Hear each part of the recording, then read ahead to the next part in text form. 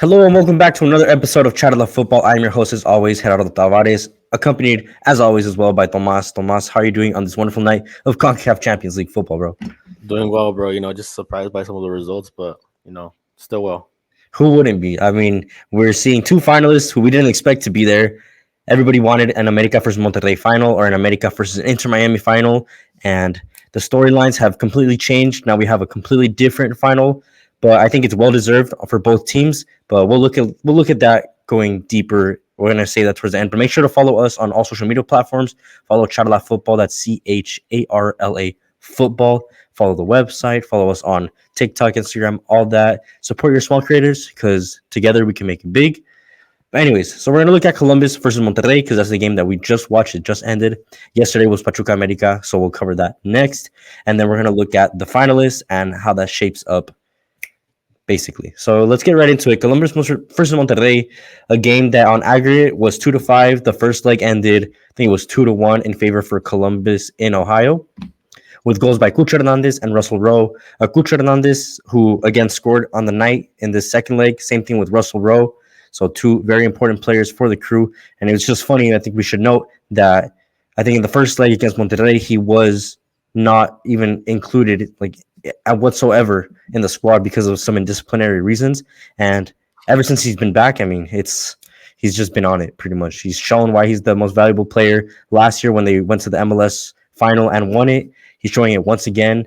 And yeah, I mean, how can we not highlight such an important player like Cucho Hernandez for the Columbus Crew? Yeah, I mean, he's really their only offensive player that has that little magic touch to them where they're able to, dribble through players really, really keenly. And I mean, he's class. And I think it's in the first like 2 to 3 minutes, he tries to go on and by himself. The ball gets cut up by some Monterrey defenders. He takes the ball out, shoots it, and Andrada gets a save and he gets a corner kick early in the game. Mm-hmm. So he's one of their more valuable players offensively. Definitely. Yeah, definitely. Him, I think, alongside Diego Rossi, I think are the most threatening players. But I think they have just a very good squad overall. Obviously, great coaching as well by Wilfred Nancy. But let's look at what Monterrey did bad because they started well. There's no denying that those basically like the first 30 minutes of the game was all Monterrey, and you really felt that it was Monterrey's game to win, pretty much. Yeah, I mean, it was just terrible. Like what I didn't really like was that he started with Romo, which if you've been watching Monterrey, they're in poor form. Out of the last 7 games, they've only won, I think it was two, and one of them was the Inter Miami game. That's already like a month and some weeks out. Mm-hmm. So the fact that he keeps playing Romo when he has shown that he destabilizes his own midfield. He tries to attack and he loses the ball, leaving that sixth position exposed. And we've Yeah, seen that today. We've seen that many times. I mean, we called it out through the game. It was like four or yeah, five times where he loses the ball. And it's just terrible. You can't have that, especially if you're a six going forward. You have to be really safe and secure with the ball. mm-hmm. I mean, you can't really attack as a six, and the fact that he's doing it, it's really you have to be a high level player to be able to do that. Mm-hmm. And attacking and losing the ball isn't not helping your team. And you're speaking into moments in the game where Monterrey was up 1-0. They didn't really have to attack at that moment because they would have advanced with that result. Mm-hmm. And he's doing this really just reckless. Now going up and to highlight the mistake of the first half, Andrada is just I don't know what he's doing. Yeah. He throws the ball to Luis Romo when Luis Romo is literally in the midfield. I mean, how many times have you heard it? Growing up, like don't play straight through the midfield, don't play straight through the midfield, Yeah, especially play the wings. play the wings, especially when your players are facing your own goal. You can't because you don't know what's behind you at that moment. And it's just an elemental error that's they cost them dearly. Because after that 1-1, that goal, it really after taking off, other than them tying the game, they'd advance and forcing Monterrey to score twice to advance, or one to take it to overtime. But just you can't have that risk Columbus Crew because the Columbus Crew was a very patient team. Yeah, you kind of saw that because once they scored that first goal, Monterrey, it kind of looked as if Columbus had no urgency. And you heard the reporter, the pundit saying that. We were even saying that. You mentioned it. You're like, why don't they attack? And I was just telling you, like, well, they don't need that urgency. They just still need one goal, and they'll still advance. But I mean, once you saw that mistake happen, it's like the pendulum completely swung the other direction, where it's Monterrey were the one that were getting desperate, and they looked like they were on their last like knees or legs. Like they didn't have that same capacity to really react, pretty much. Yeah, I mean, it was just the fact that they received that goal led them to the only option being to attack, coming out attacking in the second half. And after that assist from I forgot the player's name, but I think it was Matan. Matan, yeah, yeah, Alexandru You know, Matan. he finds that gap because Monterrey's leaving these spaces in behind, trying to go forward, and he leaves that gap for a perfect pass towards Diego Rossi. And of course, Diego Rossi's gonna finish that. You know, a player who's been built for big moments. He's gonna finish that. And after that 2-1, Monterrey really had to go score 3 goals, which already seemed impossible to score one, given the circumstances of the game. Hmm.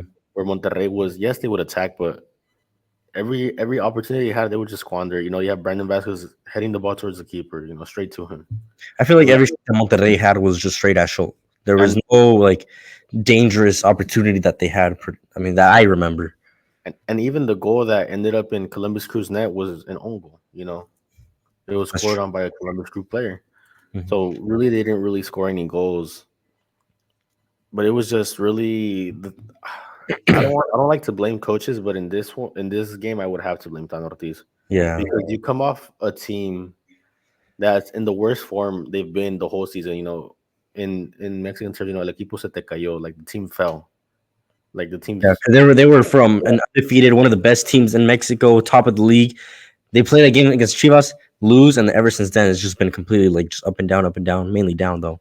and that's why undefeated streaks are so they're so it's like a double edged sword. You know, it could help you or it could hurt you. Hmm. You know, coming undefeated, you know, Monterrey really wanted to be the only Liga MX team to go undefeated the whole season. And that falls against Chivas, and it's like their whole season just went to waste. That's really what it looked like. I mean, Luis Romo just starts forgetting how to play the midfield. Not that he ever knew how to this season, but he would also get a lot of support from his wings. They would drop really well, and now it's like they're uninterested to find that defensive third. I mean, you have Berterame dropping before you have a winger dropping, which really just shows you who's really more like attentive to what's happening during the game. Yeah, exactly. Now moving forward, like, what does this mean for Monterrey? What does this mean for the Columbus Crew? I mean, I know we noted that out of the 17 times Monterrey has lost the first leg, they have been eliminated 12 times. Yeah, So, and the thing is that another thing that came off of four semifinals that he has lost. This is his fifth semifinal that he has lost back to back. mhm, He has not been in the final in between these 5 semifinals. that's insane. That's But at that point, like you have to start questioning the coach and whether he has the mentality or capability to provide a winning team. Because I mean, maybe he can get them to a certain level, which is top but not elite or world class. and the thing is that later into the season that your team is doing well, a lot of coaches like to stick with the same players that they've been playing with. Yeah. But the thing is that Luis Romo just was poor. The Jesus Gallardo and the Arteaga, wing transition was working. When Arteaga attacks, Gallardo stands back. When Gallardo attacks, Arteaga stays back. That was working for him, and he takes out Gallardo in the 50th minute, which Mhm. I don't think it was that sub that was keen to be made, and it showed because you look at that left wing and Jordi Cortiz was really on an island just trying to make something happen, Yeah. and with the Arteaga Gallardo movement, you had really an extra player up top. But I mean, I guess he wanted to maintain himself defensively, like not receive another goal. But that ended up happening either way. Regardless. Yeah. And I'm not judging him off of just this game solely because it happened to America versus Chivas, and the year before that to America versus Toluca when he was out there managing. And I mean, they sacked him, which is really when you see that your team's not doing well, you need to make changes. Yeah. Of course. I mean, I know they're not in the CONCACAF Champions League anymore, but when Chivas, went on that 5-game losing streak, they made changes, player by player. They even took out Alvarado at one point. Mhm. And obviously that wasn't the right move, but they noticed that, they fixed it. Now they're playing players that you wouldn't have probably started, seeing them man for man, but they fit the team. And sometimes it just is that. It's not that having the best players. We see PSG all the time. We mention them. It's not having the best players. It's having the player that would give up himself for the team. The most collective To team. play the correct role or the right role in the best way Yeah, possible. just Yeah, no, whoever's more able to sacrifice for the team. And I mean, these players just they didn't look like they wanted it. yeah. I think Columbus Crew just came out with a more focused mentality. You see it in the way they shaped up. You see it in their faces. They were ready to die on that field. Yeah, I mean, Columbus Crew it has to be the best collective team of this season, I think, after Pachuca, because I mean Pachuca doesn't really have a lot of stars either, but we'll get into that later.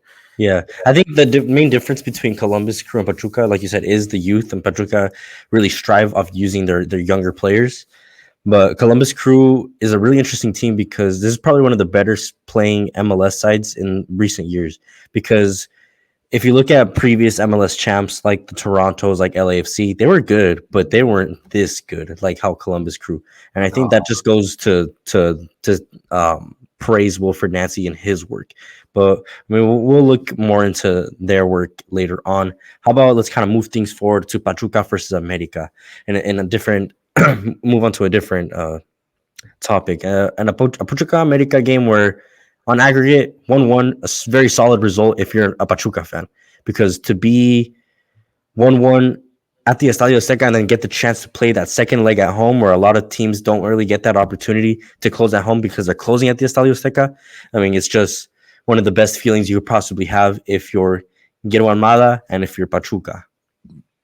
yeah, I mean, closing one at the Estadio Azteca is practically a win. It's one of the stadiums that you really just go hoping that you don't lose. Yeah, basically. It's like the Santiago Bernabeu. Like you get a Yeah, result there, then you're solid. yeah, I mean, it's really just close it out, ship it back home, which is really what everybody aims for. And the fact that America was up at one point in this leg, Hmm. it's really like, wow, you really can't, close out in the Estadio Azteca after being up. I mean, it's just, I wouldn't say it's worrying, but it definitely isn't, the America that we're used to, where we're Yeah. used to, oh, America's up 1-0 at home, oh, it's over. Especially, before halftime.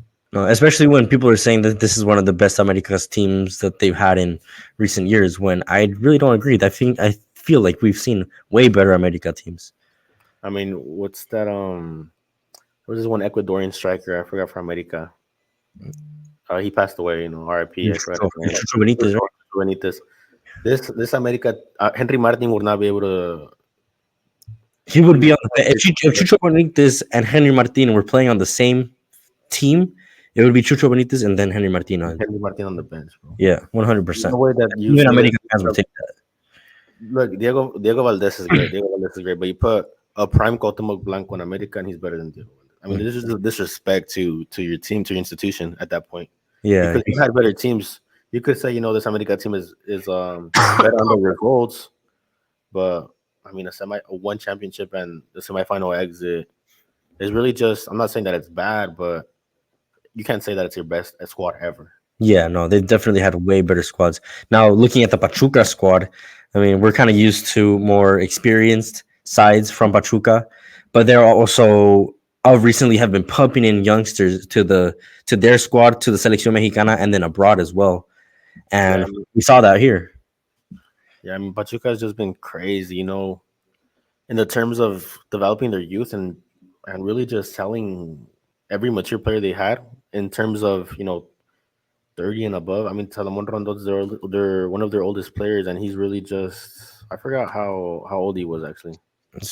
He's probably like in his mid 30s, like Mid 34. 30s, yeah, I think he's 34. But I mean, that's their oldest player, and really everybody. I mean, Eric Sanchez is 25. Milcote is like I think like 23, and the other Argentine center back, he's like the one that came on. He's like 24. Hmm. This team is really young in terms of experience, but they just hold it down. I mean, they're one of. I think they're one of. I think they are the best collective team. Because these youngsters are coming on. Three of them started. Six of them played the match, and five of them played the whole. Five of them ended the game. Hmm. These youngsters that came on, it looked like they were ready to die for Pachuca. I mean, they were just running and running, and they were making something happen. making something out of nothing happen And I in feel like that's, every attack. I feel like that's extremely unheard of to use and end the game with your young players, pretty much, because especially when it comes to important games like this. Yeah, I mean, it's just, I mean, it's the first time it's ever had happened in CONCACAF Champions League. Mhm, We're 18 to 22. We're this age group of 18 to 22 players that they play a game. Not even play a game where five of this age group ends your game. That's practically a little bit less than half of your team.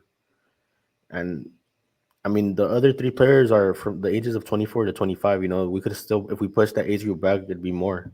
mhm, But it's just unheard of. And the fact that these players come in and they're not afraid. Obviously, they're playing at home, but you're playing America. You're playing the biggest team for a lot of people in Mexico or mhm. even in North America. I mean, supposedly this team's supposed to bring fear to everybody, and these kids were looking like they were playing in the barrio like any other game. I Yeah, I feel mean, like, I mean, that's how it should be, and they definitely treated it that way. And you saw that in the first leg where Pachuca just were not scared to play at the Estadio Seca.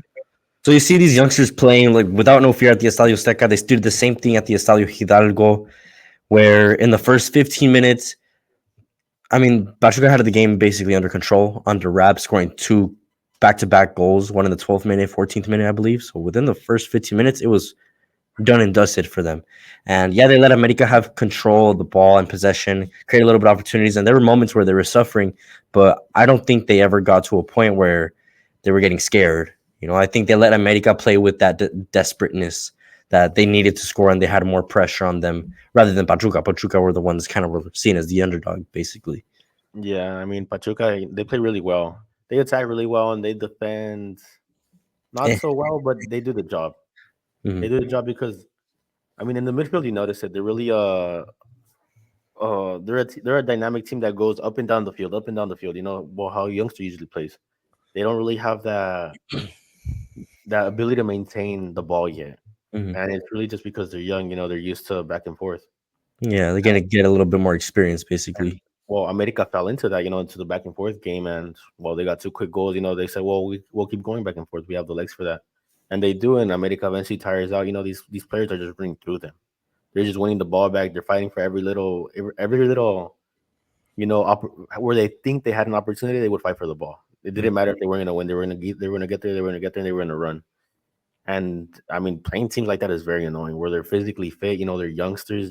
They have all the energy in the world.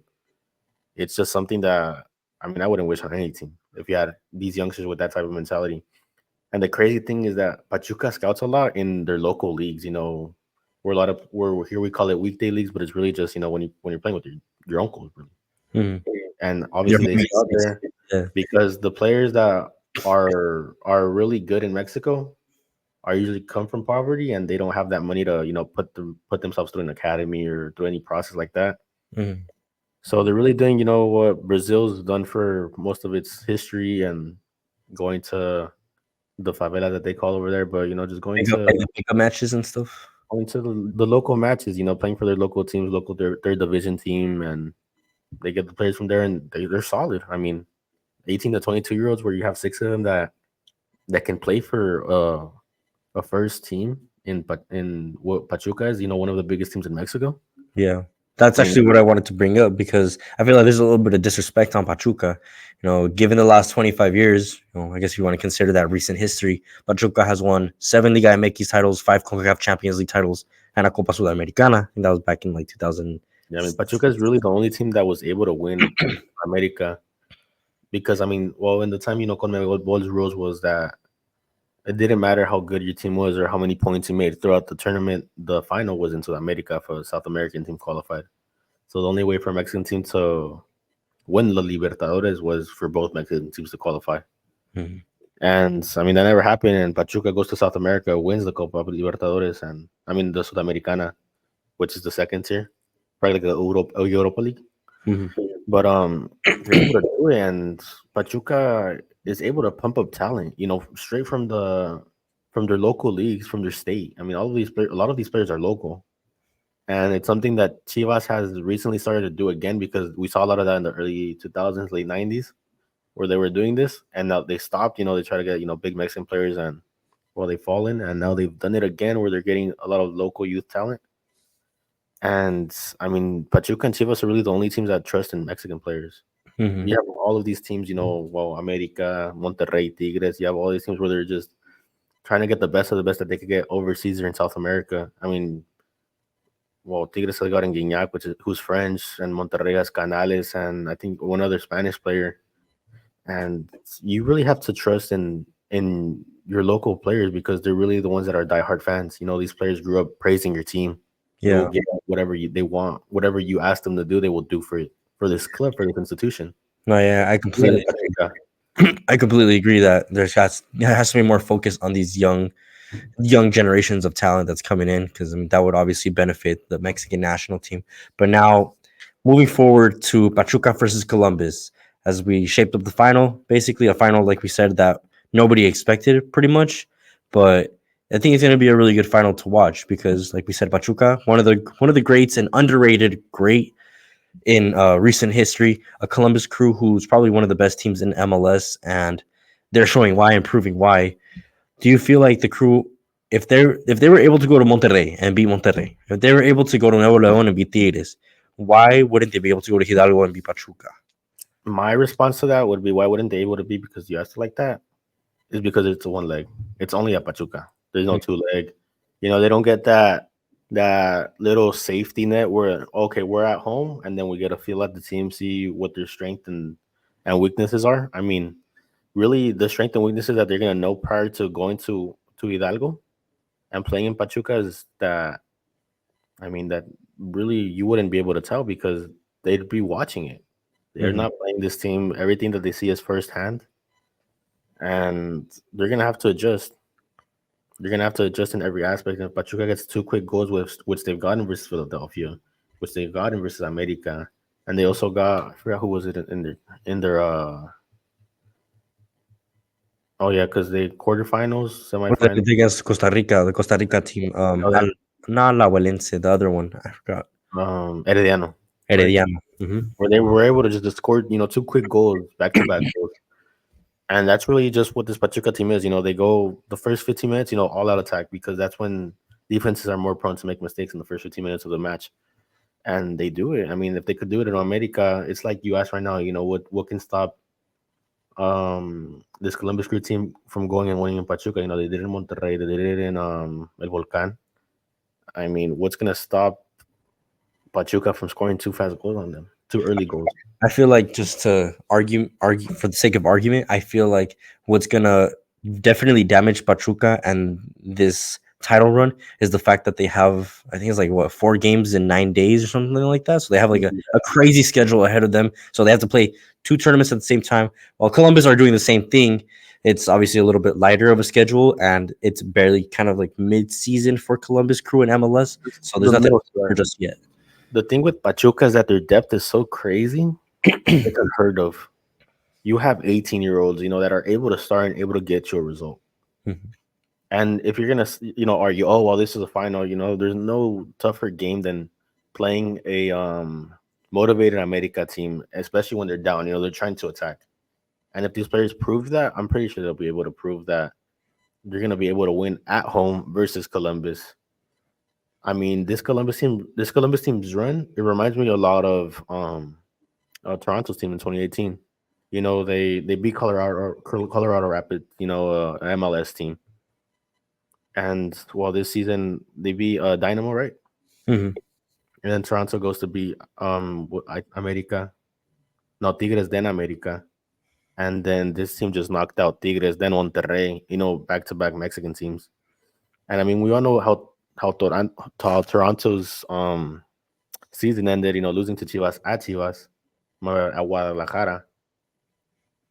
It's just history tends to repeat itself. Yeah, I see the similarities and where you're coming from. But you have to remember this. That was like what you said, 2018. So we're looking at 6 years ago. And that Toronto team, if you were to pair them up against this Columbus Crew team plays them off the park. Because that Toronto team was class. I mean, they knocked out a prime Tigres. Guignac was still pretty young 6 years ago. I mean, Guignac was crazy, man, Hmm. and they were able to put a lock on him.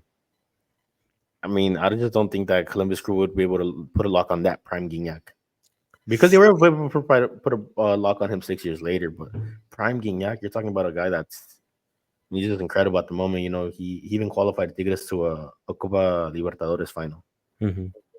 I mean, and so don't disrespect that Toronto team. That Toronto team was class, man. No, I'm not trying to disrespect them, but I'm just saying like it's very hard to compare two different generations basically because you're looking at a team from that was 6 years ago versus what's the now and what everyone more I guess most would consider one of the best MLS teams The in thing history. that the thing that I will give Columbus Crew is that they've seemed mentally prepared to face these Liga MX sides, especially away. Hmm. That thing I'll give them to that. I'll give them that anytime. But then again, I just see history repeating itself because in each game they got a feel of what they were about to face, what they were about to face. And this game they're not gonna get a feel out of it. They're just gonna see, They're gonna Monterrey. straight into They're it. just see Pachuca on the urgency, and if Pachuca scores quick, they have a tendency of getting that second goal really, really behind it. And I mean, they're really gonna have to play conservative and slow down Pachuca, especially in the first 15 to 20 minutes, and then start to play their game. Because if they start to play their game, Pachuca's just gonna eat it up. Yeah. They have to do what they did today. Le Monterrey kind of they're gonna do like have to do what they did today. Let Monterrey kind of get the ball, play conservative, play patient, and then when Monterrey's in the urgent moment, flip it on. That's the only way I'll see Columbus Crew winning. Now, But other than that, I going on don't see. that, then since you're kind of giving your prediction, let's just move straight into it. What's your prediction for this final, Pachuca versus Columbus? I think Pachuca wins. Should we bet on it? Yeah, I'll bet on it. $5? I've I mean, not I've not lost a bet this month for everybody. let's bet some. Let's bet dinner then. All Winner, right, I'll bet winner buys Gaucho Grill. Gaucho Grill. Down. All right. At least hash me out first before that. It But is good. I all right, say, but Pachuca wins. That's the bet. I'm not gonna say the bet's not the score. I'm no gonna score. predict. All right then. All right, now I'm gonna go. I'm gonna go Columbus then because I feel I'm of the believer that they had like the hardest run basically. Pachuca eliminated America. Yeah, but then look at who they played before, Herediano. I mean, But who before that, they eliminated Philadelphia. Philadelphia. Which Philadelphia is one of the worst Philadelphia teams right now. just because I could say that about Monterrey too, because they've come in poor form. Well, they're in poor form, but they were. I mean, up until like the past like 3 weeks, they were pretty solid. If this Monterrey team would have faced Columbus Crew 5 weeks ago, they would have probably won. But the fact is that momentum's a killer. Columbus Crew came off the momentum of beating Tigres because prior to that Tigres game, I mean, it looked iffy. It looked like Columbus Crew questioned themselves in a lot of aspects. Mhm. But now, you see like a set in stone Columbus Crew team that's able to, go anywhere and win. And that's Yeah. the fact. That's I the I feel like they're gonna be playing on that though because they're gonna think in their mind, we went to both these legendary Mexican clubs, we beat them both. We're gonna be able to do the same thing. They're gonna come out with that same mentality. I don't know. That's just the way I see it. I'm just trying to play like devil's advocate and just try to be a hater on you basically because that's my job. I gotta hate on you. But once we'll post something like on the Instagram. So make sure you guys are following the Instagram to see who won the bet, to see where we go out to eat for this bet because I'm gonna hold you to it when Columbus Crew win. sure, bro. The next post on Instagram was about me being me eating good at Gaucho Grill with the wine. All right. Well, thank you guys for listening. Thank you, Tomas, for always helping me out. Make sure to follow us on all social media platforms. Support your small creators because together we will make it big. And thank you very much. Dale, guacho.